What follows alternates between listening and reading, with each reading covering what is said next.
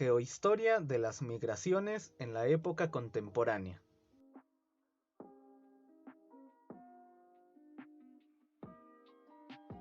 Migración.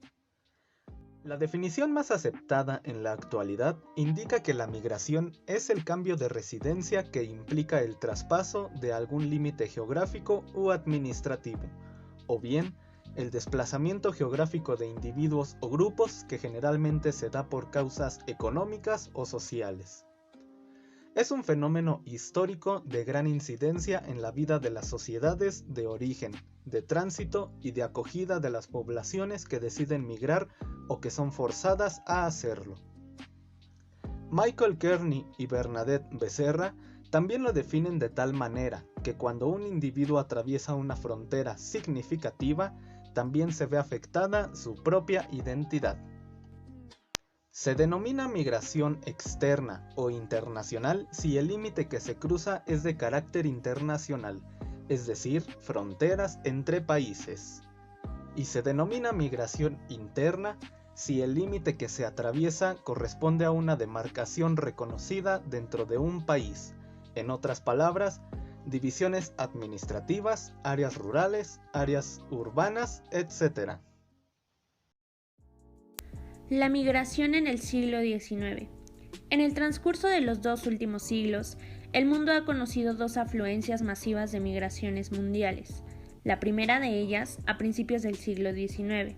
En concreto, entre 1820 y 1920, en ella, 60 millones de europeos emigraron hacia América del Norte. En la primera mitad del siglo XIX, los principales lugares de migración se encontraban en las regiones de Europa.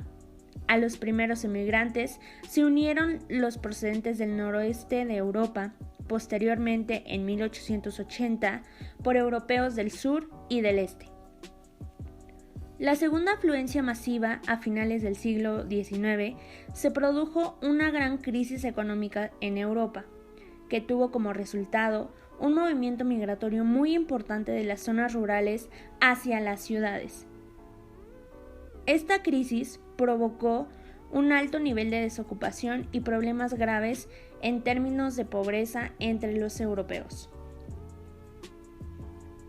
América aparece entonces como una alternativa y se convirtió concretamente en un lugar buscado y hacia el cual comienzan a viajar, a migrar hacia nuestro continente varios contingentes europeos. Generaron un movimiento poblacional de alrededor de 55 millones de personas, lo cual es un número muy importante teniendo en cuenta la cantidad de población que había en esa época del mundo. La migración en el siglo XX. A principios del siglo XX existía una gran diferencia de nivel de vida entre el tercer mundo y los países industrializados, lo que fomentaba las migraciones hacia estos. Sin embargo, ha ido progresando la educación y el nivel de vida en las regiones pobres, pero como ha reducido el coste del transporte debido a la incorporación de las nuevas tecnologías, esto ha facilitado las emigraciones. Posteriormente, a principios del siglo XX, en Canadá, una gran cantidad de migrantes se desplazaron a Inglaterra, Australia, Nueva Zelanda y África del Sur. Por otra parte, entre 1906 a 1910, los Estados Unidos han absorbido el 64% de la inmigración hacia el continente americano. A finales del siglo XIX, contribuyeron que los europeos pobres emigrasen en número creciente, mientras a finales del siglo XX la mano de obra de los países del tercer mundo emigró hacia los países industrializados. Migración en el siglo XXI. Actualmente, la oportunidad de emigrar no está al alcance de todos, pues se requieren recursos económicos, información y relaciones sociales. Una gran parte de la población que migra pertenece a la clase media de sus países de origen, y la salida de esta población obedece a la visión de obtener mejores expectativas de vida, ya que en el país de origen se carece de buenas oportunidades en el mercado laboral o una buena formación, que por ende se ve afectada la calidad de vida de dicha población. En este siglo, las migraciones se han intensificado debido al proceso de globalización por las cuales las economías se vuelven más interdependientes y se tejen redes de trabajo transnacionales que facilitan la inserción laboral de personas calificadas.